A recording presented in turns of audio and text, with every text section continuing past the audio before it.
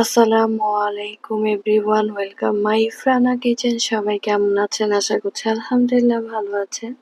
আজ আমি মজাদার মিষ্টি কুমড়া রান্না করব চিংড়ি দিয়ে। একটি প্যানের মধ্যে হাফ কাপ তেল দিয়ে দিলাম 1 কাপ পেঁয়াজ। বেশি পেঁয়াজ দিলে ঝোলটা খুব ঘনত্ব হয়, খেতেও ভালো লাগে। হাফ চামচ একটু বেশি লবণ দিয়ে দিলাম পরিমাণ মতো, দিয়ে একটু ভাজা করে নিব। এখন ভাজা হয়ে গেছে। রসুন এর পেস্ট দিয়ে দিব, রসুন বাটা হাফ চামচ দিয়ে আবারও ভালোভাবে ভেজে নিব। এখন দিয়ে দিব 1 কাপ পরিমাণে চিংড়ি মাছটা একদম সম্পূর্ণ ভালোভাবে ধুয়ে ফ্রেশ করে, নদী চিংড়ি বা হরিণা চিংড়ি যেটা বলে, এই চিংড়ি মাছটা দিয়ে কিন্তু এই তরকারিটা খেতে খুবই মজা।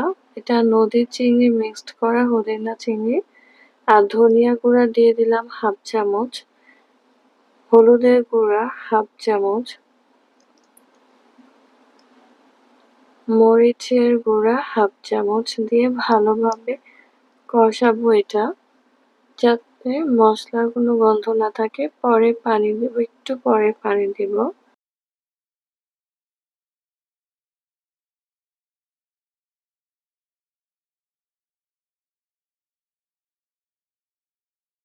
চিংড়ি মাছের সাথে মশলাটা ভালোভাবে মিক্সড হয়ে গেছে। 1 কাপ পানি দিয়ে দিলাম।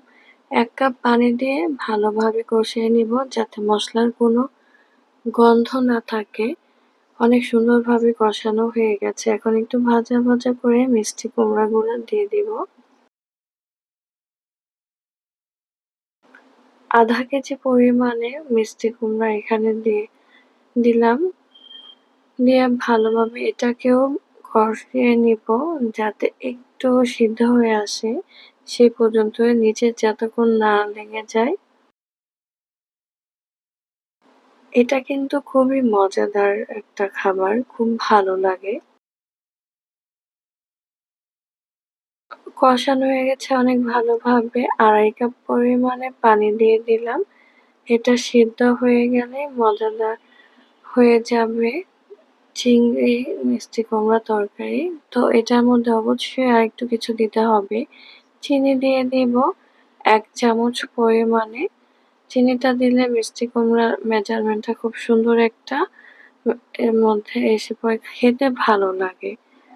আর এখন দিয়ে দিব সামান্য একটু জিরা গুঁড়া, এটা অপশনাল, না দিলে হয়। আর ধনিয়া কুচি একটু ভালো দেখার জন্য দিয়ে দিয়েছি, এটা অপশনাল।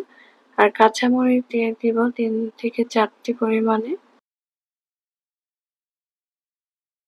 দিয়ে একটু নাড়াচাড়া করে কিছুক্ষণের মধ্যে নামিয়ে নিব। ঝোলটা এভাবেই থাকবে, তাহলে নামালে একদম সুন্দর একটা গ্রেভি ভাব হবে। শুকিয়ে ফেললে খেতে কিন্তু একদমই ভালো লাগবে না। এই যে ফাইনালি লুক, অনেক সুন্দর, অনেক মজাদার একটি তরকারি। রুটি দিয়ে গরম ভাতের সাথে খেতে খুব ভালো লাগে। খেয়ে দেখবেন, ভালো লাগবে ইনশাল্লাহ। সবাই আমার ইরফানা কিচেনে থাকার জন্য অসংখ্য ধন্যবাদ। আরেকটা ভিডিও আসা আগ মুহূর্তে আমার পাশে থাকবেন। আমার চ্যানেলটি অবশ্যই লাইক, কমেন্ট, সাবস্ক্রাইব করে পাশে থাকবেন। আল্লাহ হাফেজ। আসসালামু আলাইকুম।